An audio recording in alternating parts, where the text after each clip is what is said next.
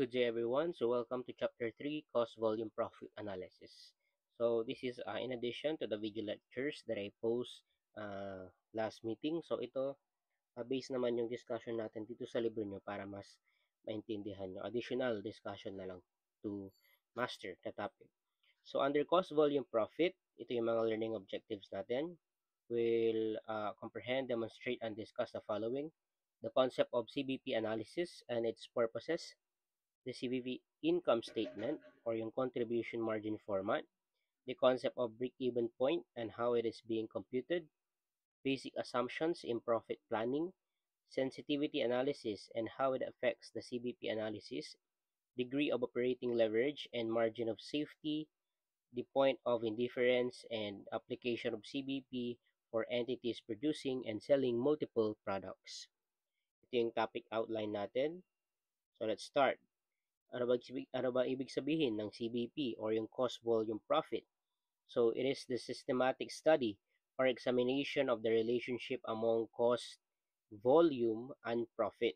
So basically, it focuses on how changes in cost driver impact variable cost and fixed cost. Diba last time pinag-usapan natin yung variable and fixed cost na yung variable cost increases as the volume increases.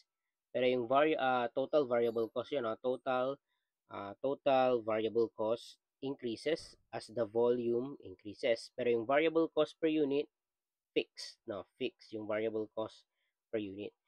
When it comes to total fixed cost naman, as the volume increases, the total fixed cost remains the same. And the variable fixed the fixed cost per unit is decreases naman. Fixed cost per unit decreases. Fixed yung total, pero yung per unit decreases as the volume increases. So, ganun yung mga relationship. So, here, magagamit natin siya pag-compute ng yung profit as well as the sales. So, yung mga relationship na yan is mapag-aral natin dito. So sometimes hinanap din sa problem is how much yung targeted sales or how much is the targeted sales in order to gain this certain profit. So may goal kang profit, ang aalamin mo is ilan kayong ibebenta mo para ma-earn or maabot mo yung target profit natin na yan. So later on, mayroon din yan. Let's focus on the purpose and application of CBP analysis. Una, it is used to in planning and decision making in relation to relationship na binanggit natin, yung mga total fixed cost, variable cost. So, kung may mga tanong na ganun ang gusto mong ma-achieve, dapat alam mo yung mga effect sa total variable cost, sa fixed cost, and then makakatulong yon sa planning as well as decision making. So, specifically, it is used in making decisions on the choosing the type of product to sell, to produce and sell. So, kapag alam mo how to apply CBP analysis, alam mo kung aling product ba yung ibebenta mo. Kasi may mga product na seasonal, ibig sabihin may certain months of the year lang na profitable. Meron ding product na all round year is profitable siya, and may product din naman na talagang hindi siya masyadong mabenta sa market. So, dapat alam mo yung product or it will help you to determine what type of product to produce and sell. Siyempre, ang goal naman natin is magkaroon ng profit. Ayaw din naman natin magkaroon ng loss. Pricing policy, siyempre, it also helps kung magkano yung price na ipapataw mo sa product mo. Siyempre, yung price na gusto natin is yung magkaroon tayo ng income. Hindi naman natin pwedeng babaan yung price na mas mababa sa cost na pinambili natin o pinag-produce natin sa product. In order for us to gain profit, dapat yung price is greater than the cost. Next, marketing strategy to be used. So, kapag connected siya dun sa price and as well as the type of product, so dapat so yung CBP analysis, it also help to reach for the prospective consumers in order to gain profits, which is yun yung pinaka-goal naman ng ating business. And then, the type of productive facilities to acquire. Hindi lang basta product ang pinag-uusapan natin, as well as the mga facilities, mga fixed cost na tinatawag natin. Fixed cost na ma-incur natin with that mga facilities. Like, for example, building. Siyempre, meron tayong depreciation doon, meron tayong rent, which are fixed cost na tinatawag natin, or yung period cost na tinatawag din natin. Siyempre, kapag nag-rent ka ng building, asahan mo na magde-depreciate ka ng building na yun, as well as magbabayad ka ng rent. No? Kapag nagpatayo o nag-start ka ng business. Kasi syempre mas magiging efficient and effective yung business mo if you have a place where the customers can go to acquire your goods and services. Basic or inherent assumptions of CBP analysis. All costs are categorized as variable or fixed. This means that under CBP analysis, costs are classified according to their behavior or response on changes in activity level. Diba? Na-explain naman natin yan dun sa variable and fixed cost. Cost and revenue relationships are predictable and linear over a relevant range of activity. So, ang dito 'di ba sa management accounting, nagpo-produce lang tayo or nag-a-account lang tayo ng cost if within the relevant range. Ano ulit yung relevant range? Yun yung range na kung saan valid yung ating relationships as well as the cost formula. Ano yung cost formula? Y equals A plus BX. So, yung relevant range hanggang dun lang dapat yung kayang i-produce. So, kapag lumagpas na doon, though, pwede pa rin mangyari in the future pero hindi na siya valid. No? Magiging invalid na siya. But the answer is not zero. Pero possible pa rin yon. Under CBP analysis, these assumptions applies not only to cost but also on revenue. Siyempre, kapag nagko-compute tayo ng profit, revenue, less cost equals profit. No, ganyan naman. So, magkakasama yung tatlong yan. Another word, CBP assumes that revenue can also be graph straight lines since it has a direct relationship with the cost driver. Then there is revenue to be recognized. The higher the number of units sold, the higher the revenue to be recognized in the income statement. So ito yung ating cost volume chart. So ito yung pesos, no? Assuming this is the pesos, yung per amount of money na may ma-earn mo. And then ito naman yung number of units to be sold. So ang mangyari diyan, for example, nagbenta ka, no? Nagbenta ka. So this would be your revenue line. Nagbenta ka, ito yung naabot mong targeted. So dito, at this point, andito yung ilang units yung nabenta mo at ilang pesos yung na-earn mong revenue. After nyan, so, diba? Andito yung tinatawag nating fixed cost. Ito sa baba, yung ito, may gitling, broken lines. Ibig sabihin yan yung cost na kahit anong gawin mo, meron at meron kang mai-incur. Yung fixed na yan eh. Hindi yan mababago. Yan na yung amount na like rent, depreciation, so fixed na yan. Next is the variable cost area. Yung variable cost, yan yung sometimes cost ng product mo na mai-incur mo. As well as, kapag yung nabenta mo is greater than the variable cost, magkakaroon ka ng profit. Ito, profit. Nagbenta ka, profit. Pero kung below ng ating revenue line, tama. This is the profit area. Kasi ito yung revenue, revenue ka, ito yung cost, variable cost, ibig sabihin, mas mataas si revenue, ibayin natin yung color. So, mas mataas si revenue, banking pa. Straight line natin. Mas mataas si revenue kesa kay variable cost. Ayan.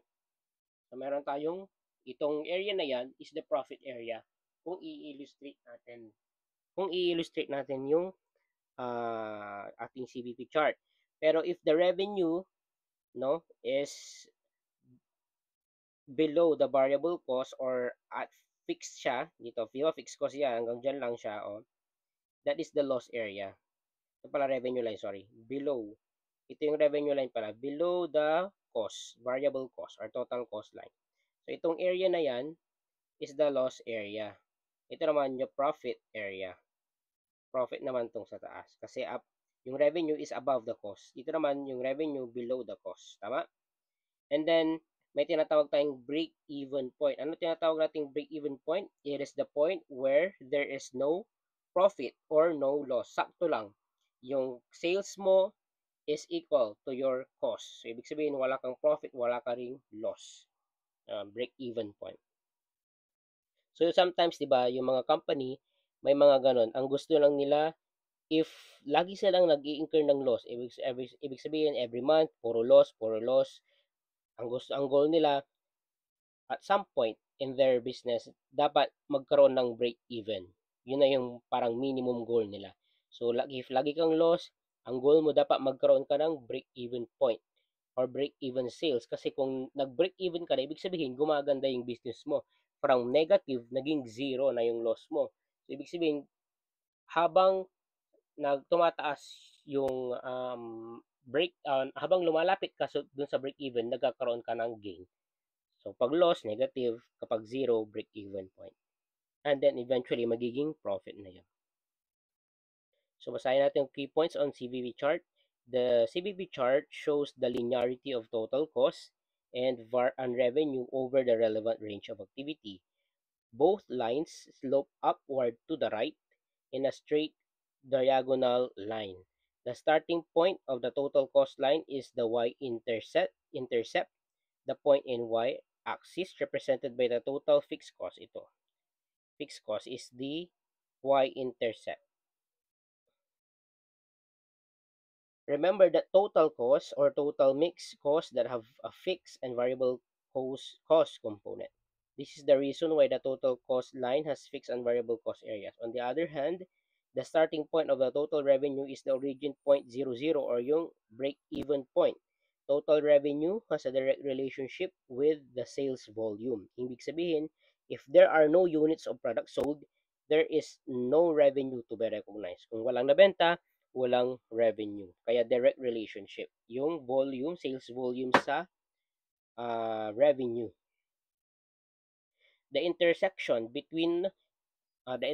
point of the total revenue and the total cost is also known as the break-even point. At break-even point, the total cost as well as the total revenue are equal and there is no profit or no loss. Since the CVP chart is helpful in identifying break-even point graphically, it is also called the break-even chart. Also, yung CVP chart, tinatawag ding break-even chart. The anticipated profit or loss at any given level of sales is measured by the vertical distance between the total revenue and the total expenses line. The area below the intersection point or the break-even point represents the loss. Ito, the area of the below the break-even. So, ito is the loss area. While the area above the intersection point is the profit area. This is consistent with the concept that if an entity is operating above break-even point, then it is earning profit. So, yun. Ang goal natin is to earn above the break-even point para magkaroon tayo ng profit. So, ibig sabihin, if you are earning below the break-even point, loss ka kasi negative ka doon. So, ito din yung ating another CVP chart. So, break-even dito, profit line, ito yung loss line. Total fixed cost, nandito siya.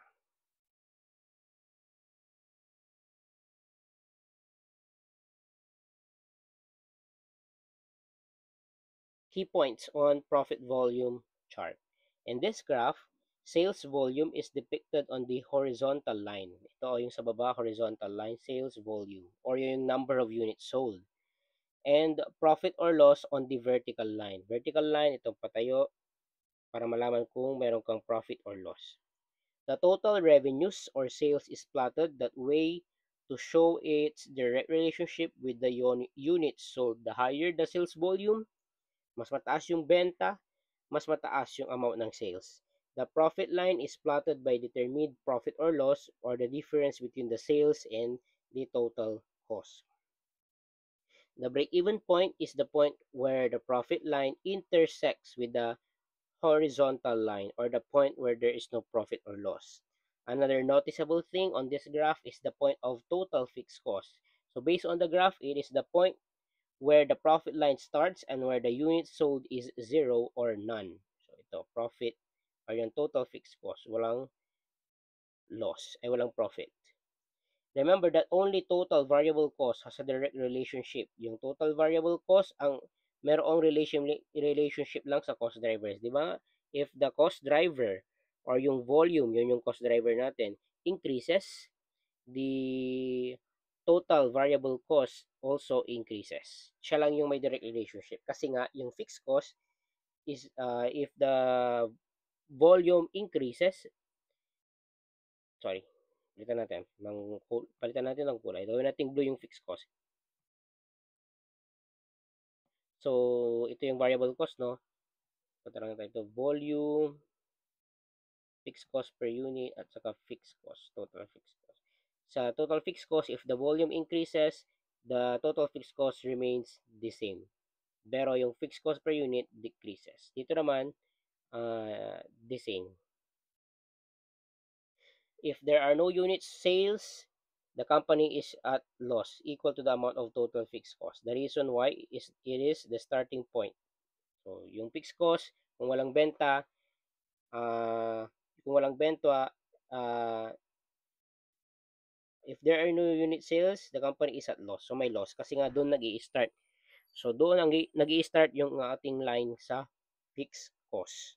Doon ito, dyan o, andan yung fixed cost din. Dyan nag-i-start. So, kapag tumaas siya above fixed cost, magkakaroon na ng profit line.